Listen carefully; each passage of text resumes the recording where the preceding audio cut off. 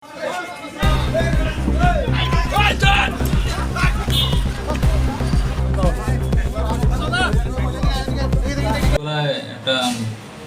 Murder হয়েছিল ভদ্রমিষ্টি পাড়াতে, জিরানিয়া থানাতে। সেটা প্রথমে আমাদের কাছে টোটালি ব্লাইন্ড মার্ডার ছিল একটা। তো সেখানে আমরা ফরেন্সিক টিম, ফিঙ্গারপ্রিন্ট টিম এবং অন্যান্য টেকনিক্যাল মেথড ইউজ করে আমরা একটা লিড পেয়েছিলাম। সেই সূত্র ধরে আমরা ঘটনার 24 ঘন্টার মধ্যেই যে দুজন মূল অভিযুক্ত দুজনকেই আমরা অ্যারেস্ট করতে সক্ষম হয়েছি এবং আজকে তাদের কোর্টে প্রেরণ করা হবে পুলিশ রিমান্ড চেয়ে। আমরা আশা করছি তাদের কাছ থেকে পুলিশ রিমান্ডের পর আরও এভিডেন্স সংগ্রহ করতে পারবো এবং তদন্ত চলছে এই ব্যাপারে। দুইজনই ছিল না অন্য আরও ছিল?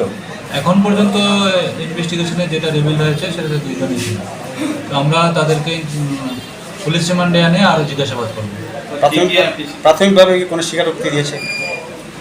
সেটা ইনভেস্টিগেশনের স্বার্থে এখন বলছি না। পুলিশ রিমান্ডের পর আমরা আরও তাদেরকে আরও ইন্টারগেট করবো, তারপর ডিটেলস জানাবো। হত্যাকাণ্ডে ব্যবহৃত হওয়া কী কী উদ্ধার করেছে? এখানে একটা আয়রন রড এবং একটা কাঠের একটা লাঠি উদ্ধার হয়েছে।